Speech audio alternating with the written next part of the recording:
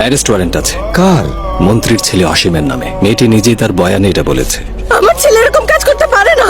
আমার স্যার, অসীম কোথায়? আমিও তাই জানতে চাই, আমার ছেলে কোথায়? আমার ছেলে তো 3 দিন ধরে বাড়িতে আসছে না। আমরা সবাই এটা নিয়ে টেনশন করছি, পাগল হয়ে গেছে। আর আমার লোকেরা পুরো শহর খুঁজে বেড়াচ্ছে, কিন্তু পাওয়া যাচ্ছে না। 40 বছরের রাজনৈতিক জীবনে প্রথমবারের মতো আমি কিছুই করতে পারছি না। তোমার সন্দেহের জায়গাটা একদম ঠিক আছে। রাজনীতিবিদ হিসাবে আমি অনেক মিথ্যা বলেছি, কিন্তু এটার সাথে এর কোনো সম্পর্ক নেই। 2 দিন আগে আমাকে মন্ত্রী জানিয়েছিলেন কাউকে কিছু না জানিয়েই আমি যেন ব্যক্তিগতভাবে ওনার ছেলেকে খুঁজে দিই। আনঅফিসিয়ালি বিষয়টা ডিল করছে। স্যার, আপনি ওকে এভাবে খুঁজে পাবেন না। কমপ্লেন করতে বলছো, আর তোমরা তখন প্রেস আর মিডিয়াকে তা জানাতে পারো, আর শহরের কোনে কোনে পোস্টার লাগিয়ে দেবে, তাই তো? যাই করো, আমার ছেলেকে চাই। স্যার, আপনি জানেন আমি ওকে পেলে কি করতে পারি? কি করতে পারবেন? অ্যারেস্ট করতে পারবে, আদালতে নিয়ে যাবে, জেলে নিয়ে যাবে। পুলিশ হিসেবে তুমি তোমার দায়িত্ব পালন করতে পারো, কিন্তু বাবা হিসেবে আমার যা করা দরকার আমি তাই করব। আপনার ছেলে হওয়ার থেকেও গুরুত্বপূর্ণ সে একটা কেসের প্রধান আসামি। তোমার ক্ষমতায় আমার পূর্ণ বিশ্বাস আছে। আমার ছেলেকে অ্যারেস্ট করো। গাড়ি থামাও তো। রাজেন্দ্র, কেন মনে হচ্ছে কেসটা প্রায় শেষ?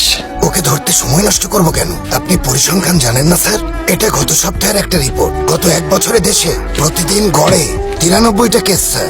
রাজির মতো 4 জন মেয়ের এসব দেখলে ভয় লাগে স্যার। যদি কিছু মামলারও বিচার হতো, কতজন মেয়ের সাথে ন্যায় হতো স্যার? গ্রাম্য বিচারে কিছুই হয় না। যদি 4 জনের নামে মামলা করলে 1 জন বের হয়ে যায়, তাও অন্তত বাকি 3 জন সাজা পেত। এটাই আমাদের দেশের অবস্থা স্যার। একজন বড়লোকের ছেলে এমন কিছু করলে ওর আইনজীবীকে যে টাকা দেওয়া হবে তা আমাদের 1 বছরের বেতন। 10 দিনের মধ্যে বেরিয়ে দাঁত বের করে হাসবে। আমাদের ট্রান্সফার হবে, কোনো মন্ত্রীর বডিগার্ড হিসেবে পাঠানো হবে, এমনকি আপনার চাকরিও চলে যেতে পারে। এই ধরনের খবর টিভি মিডিয়ায় 2 দিন হয়তো খুব চলবে, তারপর কোনো নায়িকার বিয়ের খবরে সে খবর চাপা পড়ে যাবে। মেয়েটা সারা জীবন ভুগবে, আর জানোয়ারটা আবার কাউকে একটু বেশি বলেছি। ঠিকই বলেছো তুমি। তুমি একজন সাধারণ মানুষ, কিন্তু যদি ওকে ধরতে পারো, কি করবে বলো তো? যাতে কেউ ওর চেহারা দেখে চিনতে না পারে। এই ব্রিজের নিচে ঝুলিয়ে রাখবো স্যার।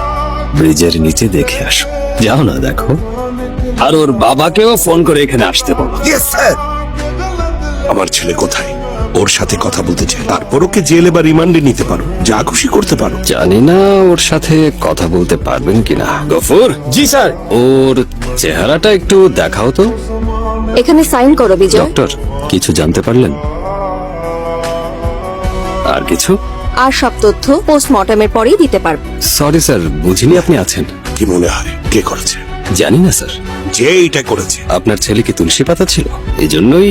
তোমাকে বাহবা দিতে হয়। এটা যে কেউ হতে পারে। আমজনতা হতে পারে, হ্যাঁ। বা প্রেসের লোকও হতে পারে। মেয়েটার মা বা বাবা বা ভাইও হতে পারে স্যার।